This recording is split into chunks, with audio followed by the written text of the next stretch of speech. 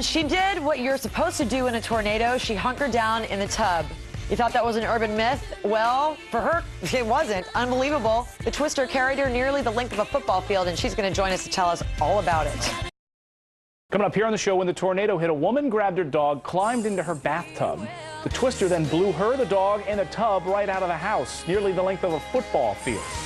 She's going to join us next with her dog, too. Her and her little dog, too.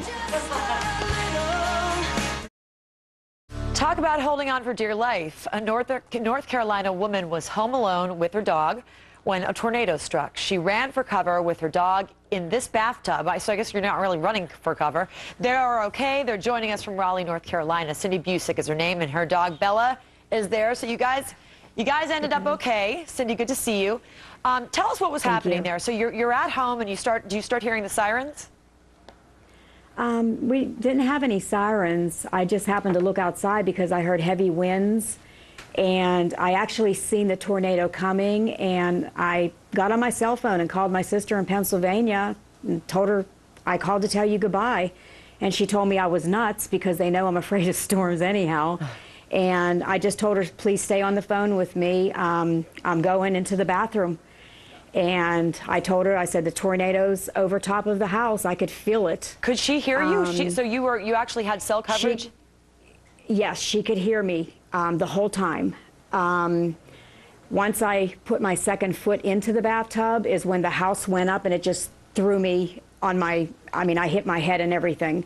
But the whole time, after not that, only are you in the bathtub, but you're holding on to your dog, Bella, and you're on the cell phone. You're staying on the cell phone. And my cell phone, yes. And your purse? And yes. And for some reason, and I still think it had to be God that called my friends while my sister was on the phone down in Broadway, and they picked up the phone. They can already hear, the train sound of the tornado. Oh my gosh. And all they can hear was, well, my earpiece fell out. So all they can hear was like a mumble of, call 911, please help me, I'm trapped, just get me out of here.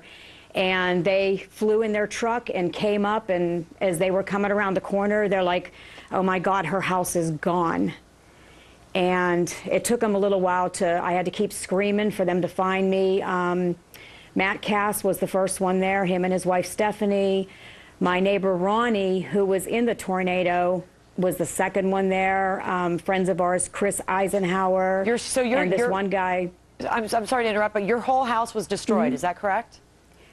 Yes, my whole house went in the air and probably turned over about 3 times. What did it feel like to be, obviously you're panicking, and I would imagine there would be a degree of shock, but when you're in a bathtub, you've got your dog there, the purse, and you're holding on, and the phone, and you're flying through the air. Could you see anything? Did you have your eyes closed?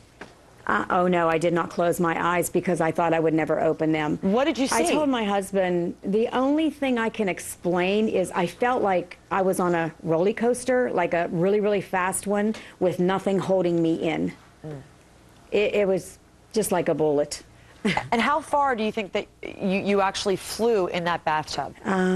I was over 75 yards. 75 yards. That's nearly a football field. And when you landed, was it with just a strong thud? And what did you think when you landed?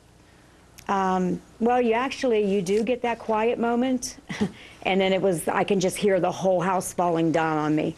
It was a sound I'll never, ever forget. Did you have any injuries? Oh, yes, I look good now. I still have a little bit of bruises. My face was pretty banged up. My chest area is bruised, but if that's all I got, we're so glad you're okay. Some of these people, yes. Bella looks okay. Bella looks pretty feisty. Yeah. Thank you so much for joining us, Cindi. We appreciate you telling that story. So many stories like this that we've been hearing over the last few weeks. Thanks very much for joining us.